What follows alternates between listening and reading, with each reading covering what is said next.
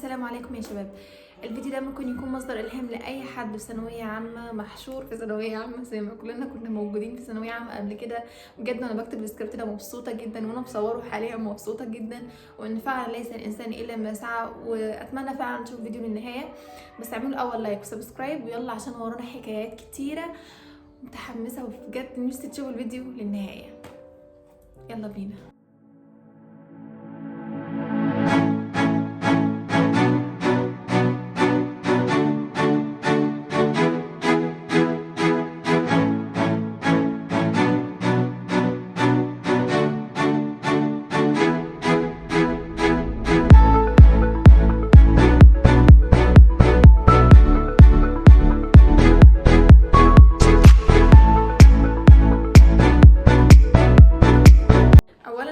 بجد يا جماعه يعني ثانويه عامه فيها ذكريات حلوه، فيها ذكريات حلوه كتير بجد، فيها ايام حلوه. هو فعلا يعني وان مع العسر يسر، يعني في وسط العسر اللي احنا فيه وفي وسط الضغط النفسي اللي احنا فيه لا كان فيه يسر. اتصوروا كتير يا جماعه، اتصوروا كتير واعملوا ذكريات وتصوروا مع اصحابكم كتير. انا اصحابي في ثانويه عامه وحشوني جدا، انا كل اصحابي بجد بجد وحشوني قوي. يعني لو هطلع بثانويه عامه في حاجه هطلع باصحابي، وحشوني بجد. فلا فيها ذكريات حلوه، فيها ذكريات حلوه. انا عامه بحب مذاكره الصبح، يعني انا بحب اعمل كل حاجه الصبح، حتى وانا بصور وقتي بحب اصور الصبح. وكمان كنت بحب المكتب بتاعي قوي، يعني انا كنت مظبطه اوضتي ومظبطه المكتب بتاعي في شهر 8 كده في بدايته. يعني دايما تسمع ان لا غير مكان المذاكره بتاعتك بحيث ان انت تغير من المود، فتحس ان انت عندك طاقه اكتر فتذاكر. اما اجي اغير المكان بتاعي ما بذاكرش، ما تفهموش في ايه. فانا بحب المكان بتاعي جدا. المهم بقى بدات ثانويه عامه في شهر 8 و9 و10 بجد يا جماعه. انا في بدايه ثانويه عامه، في البدايه في شهر 11 دلوقتي، لا في بدايه ثانويه عامه في شهر 8، يعني انا ما كانش في بالي حاجه اسمها ثانويه عامه. ما كنتش حتى الكونسبت زي الناس كلها، ما كنتش اللي هو عندي حماس، ما كانش في اي حاجه خالص.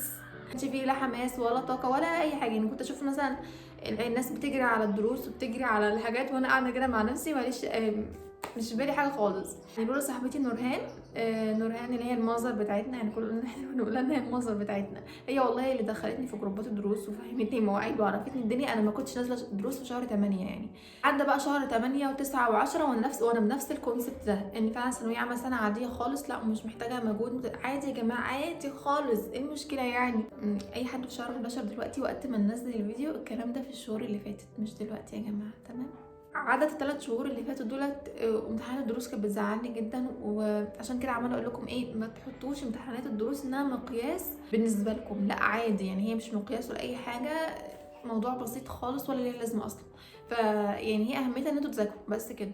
جه بقى شهر 11، لا الشهر ده بدأت نظرتي تختلف شوية عن ثانوية عامة، وبدأت فعلا لا أنا عايزة فعلا أحقق التارجت بتاعي، عايزة أشد شوية في المذاكرة. بدأت فعلا اللي هو لا أزود الريتم شوية، أزود شوية، بس ما كانش برضه عندي الحماس المشتعل ده. لا هل بقى علينا شهر 12، وبجد بالنسبة لي ثانوية عامة بدأت من شهر 12، يعني الشهور اللي فاتت دي لا ما كانش بالنسبة لي حاجة اللي هي واو يعني. فلا شهر 12 فعلا بدأت لا الدنيا بدأت إن أنا أزود الريتم بتاعي أكتر، وبدات اجيب كتب حل كمان عشان احس ان انا مطمنه اكتر واكتر.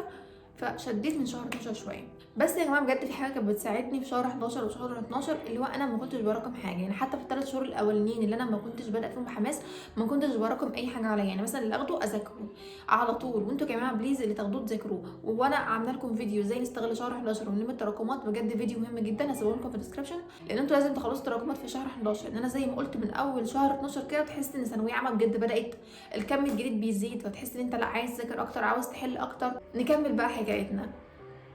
زي ما قلنا في شهر 12 برضه امتحان الدروس يعني بدات اتحسن فيها شويه. يعني بجد يا جماعه امتحان الدروس كلها تقريبا زعلتني ما عدا الكيمياء، عشان انا ممكن بحب الكيمياء، بس هم اصلا امتحانين حزن اللي امتحناهم طول السنه.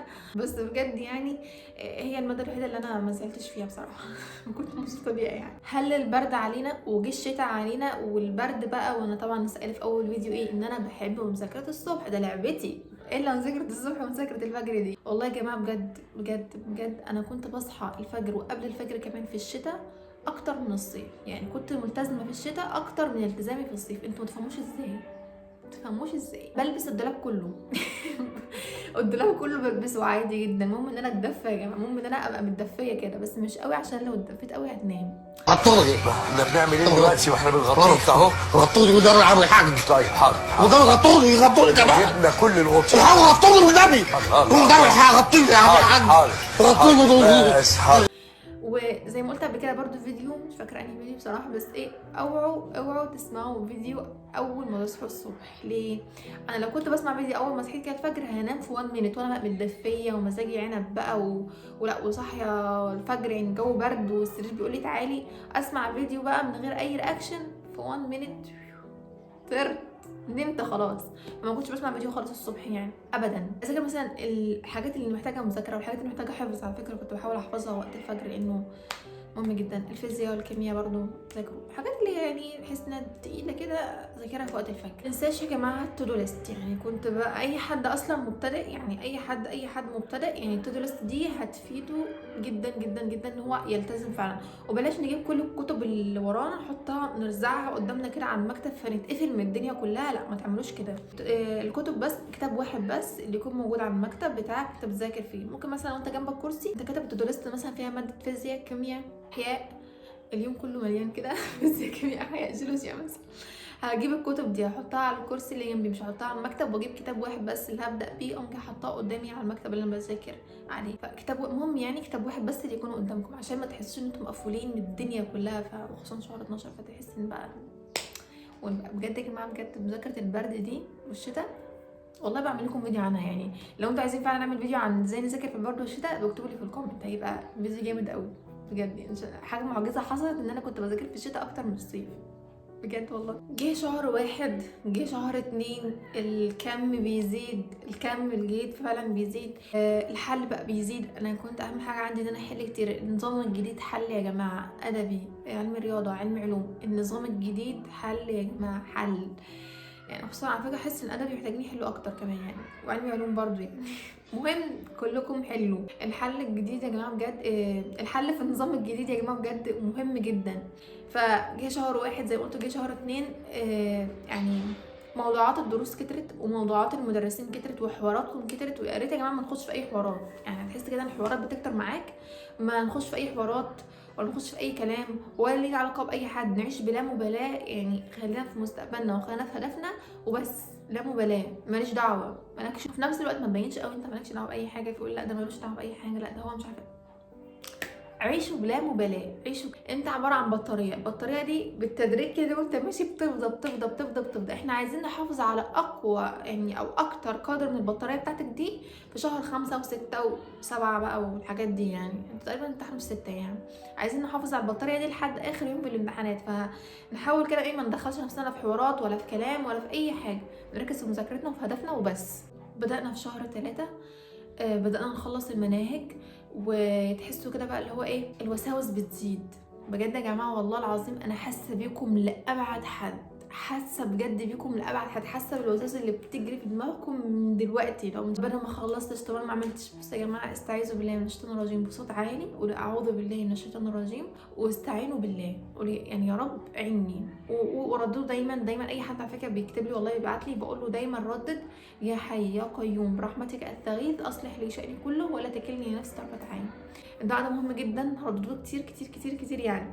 جه شهر 4 واحتراما لشهر 4 يا جماعه قمت غيرت المكان لانه محتاجين نعيد التركيز بتاعنا كده ونركز معانا قوي يعني. شهر 4 ورمضان جه معاه وهل هلاله علينا وكل سنه وانتم طيبين، وزينت اوضتي عشان ومن يعظم شعائر الله فانها تقوى القلوب. ونحس بقى برمضان في جو الكتمه والحشره اللي احنا كنا موجودين فيها بجد يا جماعه. تحس واحد محشور في قلب ثانويه عامه، اتحشر كده مش عارف يطلع منها بجد، كان محشور جدا بجد. برضو كانت مذاكره رمضان من اجمل المذاكره اللي مرت عليا في حياتي يعني.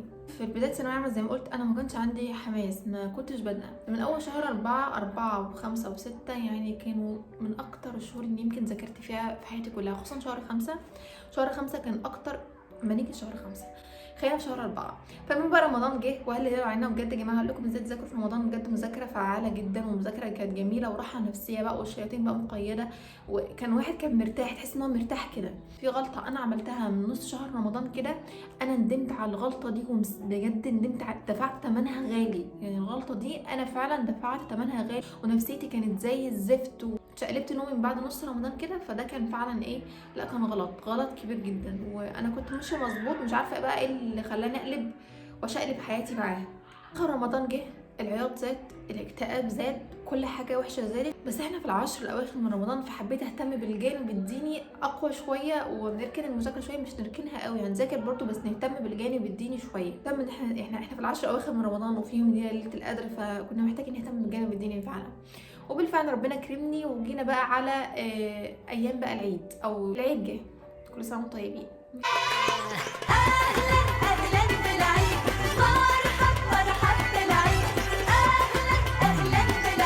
المدرسين طبعا كان عندنا اجازه اسبوع اجازه العيد، اللي هو اسبوع اجازه العيد يعني. اسبوع اجازه العيد ده بجد جات لي حته فكره فيه في اخر يوم في رمضان كده، جات لي فكره ان انا اعمل جدول الاسبوع.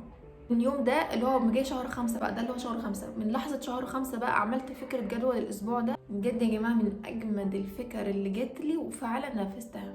المفروض انت في اخر ثانويه عامه تحس ان انت عايز تخلص السنه وخلاص، بايا كانت نتيجتها انت توصل فعلا، توصل لمرحله اللي هي خلاها تخلص وخلاص بقى، مش ناقصين قرف. بس فكره جدول الاسبوع والجداول اللي انا قعدت اعملها من اول شهر 5 لحد يوم الامتحان ساعدتني جدا جدا جدا، وخلت شهر 5 وشهر 6 اكتر الشهور اللي ذاكرت فيها في حياتي. في العيد مستر عبد المعبود اللي هو مدرس الفيزياء اللي كنت قلت عليه قبل كده في ازاي نذاكر الفيزياء والكيمياء، مستر عبد المعبود بقى كان منزل اسبوع مراجعه للمنهج بالكامل فيزياء. كان منزل فيديوهات شرح الابواب يعني، الباب الاول واحد، والباب الثاني واحد، والثالث والرابع كان مع بعض تقريبا كده يعني. كان منزل الابواب كلها مراجعه. انا عملت خطه للجدول الاسبوع ده ان انا فعلا اراجع الفيزياء، بس مش الفيزياء بس، لا، والمواد كلها يعني، المواد معاها يعني. المهم انا قعدت اعمل جدول الاسبوع ده، بجد يا ريتني ما كنت رميت الورق، انا كنت معلقه على الحيطه دي، بس هبقى اوريها لكم دلوقتي الحيطه عامله ازاي. بجد يا جماعه هي دي الحيطه اللي انا كنت ملزقه عليها شويه اوراق وامتحانات وحاجات وجداول. الحيطه باظت يعني، قعدت اشيلهم كلهم. دي الحيطه بتاعتي الحيطه كلها باظت، حاجات كتير. انا كنت في كل مكان في الاوضه عماله الزق حاجات كده، وبرده هنا كنت ملزقه حاجات وهنا زي ما شفتوا الحيطه كده، بجد كانت مليانه حاجات بقى كتير. والمستر بتاعي كمان كان عاطينا مذكره كده، مذكره فيها كل باب واسئله على كل باب يعني. هو كان عاطينا اصلا مذكره كل باب عليها اسئله على كل باب. ومستر عبد المعبود كمان كان منزل فيديوهات شرح. الدنيا كانت كانت سلسه معايا جدا، كانش ناقص بس ان انا اذاكر. فعلا خلصت مذاكره الفيزياء في الاسبوع ده، بس ما عدا شويه حاجات بسيطه كده اللي كانت في الحل مش في الشرح، خلصتها بعدين. بس يا جماعه انا عاوزه اقول ان مذاكره العيد دي هي اللي دخلتني امتحان الفيزياء اللي كان في شهر 7 وكان في نص شهر 7 كمان يعني. مذاكره العيد اللي كانت في شهر 5 دي دخلت بقى الامتحان في نص شهر 7. الاسبوع ده كنت في المستشفى وكنت تعبانه جدا وما ذاكرتش الفيزياء خالص، ومن المذاكره دي وصلتني هنا. فعشان كده عايزه اقول لكم انتوا دايما ذاكروا بضمير، ودايما ما تراكموش حاجه، وطول ما في قدامكم فرصه انتوا ذاكروا، مش عارفين الظروف بجد مخبيه لكم ايه. فبقول لكم برضو ازاي نذاكر في العيد، وهبقى اديكم نص يوم بريك يعني، ما تقلقوش يعني، نص يوم كفايه قوي. تمام. عيد بعد ثانويه عامه، لكن طول ما احنا في ثانويه عامه مفيش عيد يا جماعه، مفيش. بعد العيد بقى الاعداد بدات تقل من الدروس. انا لا كنت بحضر بانتظام ولا كنت بغيب على طول، بس بعد الفيزياء كنت يمكن بحضرها بانتظام، علشان المذكره اللي انا قلت لكم عليها ان انا كنت حالتها دي محتاجه اصححها، فكنت بصححها مع المستر بتاعي، فكنت يمكن ده اللي انا كنت بحضره بانتظام يعني. كنت لا كده ولا كنت كده يعني، على حسب يعني. جه بقى شهر 6، وبجد كل ما افتكر شهر 6 ده اقعد اقول الحمد لله 1000 مليون مره ان جه في بالي فكره ان انا اعمل جدول للشهر كامل. فعلا عملت جدول شهر كامل، دي كانت من اعظم الانجازات اللي انا يمكن عملتها. مع حاجه مش سهله، ازاي يعني اعمل جدول شهر كامل وانفذه فعلا. ونيجي وقتها ان شاء الله هقول لكم ازاي تقدروا تعملوا جدول شهر كامل شهر 6، لانه من اجمد الحاجات اللي انا يمكن عملتها. وكل ما افتكر اقول الحمد لله 1000 مليون مره يعني، الحمد لله يعني. زي ما قلت في اخر ثانويه عامه وفي شهر 6 بالذات، تحس ان البطاريه بتاعتك فضت، انت مش قادر تعمل اي حاجه فعلا. فكره ان انت تمسك نفسك بجدول معين وتلزم نفسك بحاجه معينه، وانت ما تسيبش نفسك للظروف، لا ده انا هصنع الظروف تحت ارادتي. انا عامله جدول للشهر كامل، انا هخلي الظروف دي تحت رجلي كده، وانا هنفذ اللي انا عاوزاه. كانت بجد حاجه فكره يعني، الحمد لله يعني، الحمد لله. طبعا شهر 6 بقى لما بيجي بقى تحس ان التوتر بقى خلاص يعني جاب اخره، ما عادش ال 21 يوم بس والامتحانات تيجي. شعور مربك ما بين الامتحانات، ما بين فرحه ان انت تخلص وما بين الخوف من الامتحانات. انا بالنسبه لي فرحتي ان انا اخلص كانت اكبر بكتير من خوفي من الامتحانات. كل حاجه انا قدرت اعملها انا فعلا عملتها، كانش فيه يمكن حاجه اكتر من اللي انا عملته ما عملتوش. نفسي كل واحد فيكم يوصل للمرحله دي، اللي هو انا عملت كل اللي عليا، كل اللي اقدر عليه وفوق اللي اقدر عليه كمان انا عملت. انت في الوقت ده بطاريتك 20% يعني، ما عادش الا 5%، وبرجاء قعدت الشحن والحمد لله الكهرباء محروقه يعني مفيش حتى كهرباء تشحن منها، الكهرباء محروقه مش قطعه، لا اتحرقت خالص منك.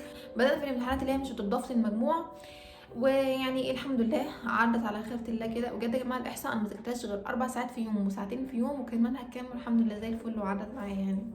عشان كاس جوده على الموضوع ده. عدينا بقى من الامتحانات مضافش المجموع ودخلنا في امتحان العربي بدفع فيه تمن غلطه ان انا ما نمتش كويس، يمكن مش فاكره والله ما نمتش كويس ولا عشان ما فطرتش كويس، هما حاجه من الاتنين او يمكن الاتنين مع بعض. ليه؟ لان انا ضغطي وطى في الامتحان يعني. بس الحمد لله ما كانش اول الامتحان، كان بعد ساعه ونص من الامتحان حسيت ان انا ضغطي وطى فيه. يعني اي حد كان معايا في اللجنه ما تصيطوش في الكومنتات، خلينا في الموضوع. ف خلونا في الموضوع احسن. بعد الامتحان اول يوم يعني امتحان العربي عدى على خيرة الله وخلاص، عدى غار يعني انتهى، مش فارق معانا كتير. بعدين بقى دخلنا في امتحان فرنساوي وسانكس جاد الحمد لله الامتحان عدى على خيرة الله. ويعني الميسيو بتاعي بجد كان معقدنا طول السنه في امتحانات وطول السنه في وجع دماغ وملهاش لازمه في الاخر. الحمد لله دخلنا في الحب. ايه هو الحب؟ مادة الكيمياء. انا يا جماعه بحب الكيمياء قوي، انا عارفه ان انتوا مستغربين هو ايه الكائن اللي بيحب الكيمياء ده. انا فعلا كنت بحب الكيمياء قوي وانتوا لازم تحبوها، انتوا لو حبيتوها تعرفوا تتعاملوا معاها. يعني جدول الشهر اللي انا كنت بقول لكم عليه ده كان كل يوم الصبح كان كيمياء، لازم كيمياء، لو اول بدايه اليوم كده تبقى كيمياء. فالكيمياء فعلا ماده محتاجه حل كتير كتير كتير جدا، بس يمكن في الشامل تفهمونها في الوقت اللي قدام يعني. والحمد لله بجد قفلت الكيمياء على فكره في الامتحان، بس انا مش فاهمه التصحيح ليه منقصنا 3 درجات، فدي كانت حاجه مضايقاني قوي. بس انا في الامتحان كنت مقفلاه. انتوا فرصتكم احلى، التصحيح بتاعكم مش هيظلمكم خالص. احنا فعلا التصحيح كان ظالمنا جدا يعني، الواحد كان متوقع يعني. انا بجد يا جماعه مقفله الكيمياء، انا فعلا مقفله الكيمياء في الامتحان ومنقصني 3 درجات، فدي كانت حاجه مزعلاني قوي لانها اكتر ماده انا فعلا تعبت فيها وكنت استاهل.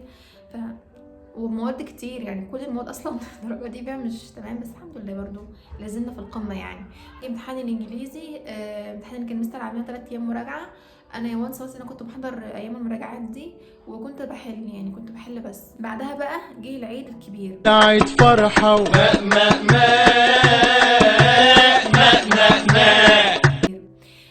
ده قبل امتحان الفيزياء. 7 ايام العيد يا جماعه، بجد 7 ايام كنت تعبانه فيهم. اصلا في العيد ليله العيد انا كنت في المستشفى، بجد ليله العيد كنت في المستشفى، وال7 ايام فعلا ما ذاكرتش فيهم خالص. انا اصلا من اول الانجليزي كده لحد الاخر انا اعتبر ما كنت ذاكرت في عشان الامتحانات.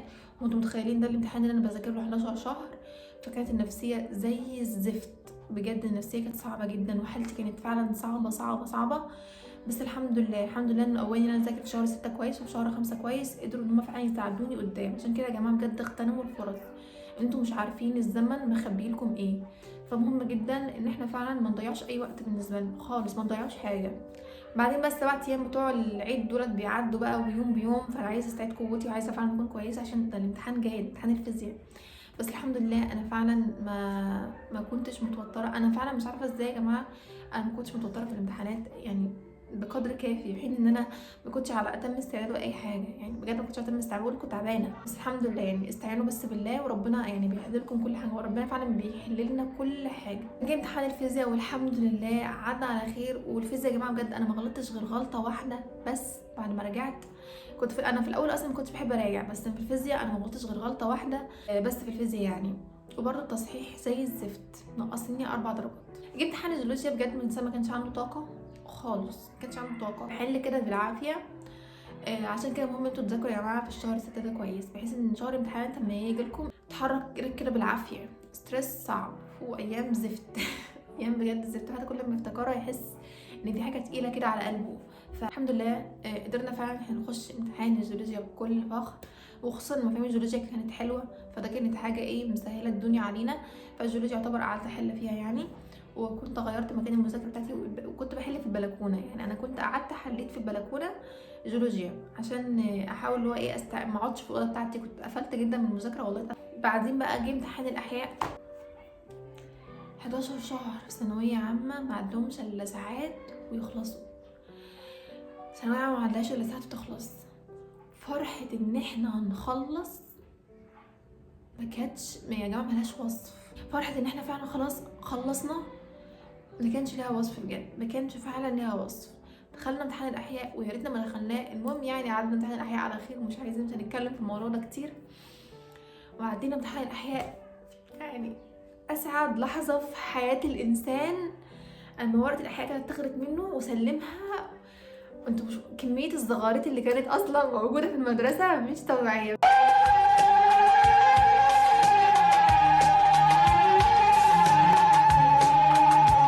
خلصنا ثانويه عامه الحمد لله بفضل الله، وخلصت ثانويه عامه. اخدنا الاجازه، والاجازه ما كانتش اجازه اصلا، كنا مستنيين النتيجه وبعدين مستنيين تنسيق، فكانت ما كانتش اجازه ولا اي حاجه يا جماعه. فاخدنا الاجازه الحمد لله. وبعدين النتيجه بانت، وبعدين لما جيت تنسيق جات لي صيدله المنصوره. انا فاهمه ان في ناس كتير هتقول دلوقتي طب انتي مجموعك جاب ما دخلتيش في حاجه تانية ليه؟ يا جماعه انا مش هطلع بره المنصوره، انا اخري بهدلت المنصوره. انا فاهمه ان في كليه تانية كانت متوفره ليا، بس انا فعلا مش عاوزه اطلع بره المنصوره. بس كده احب اقول لكم ان نتيجه تعبكم بجد بتفضل موجوده، وان ليس للانسان الا ما سعى.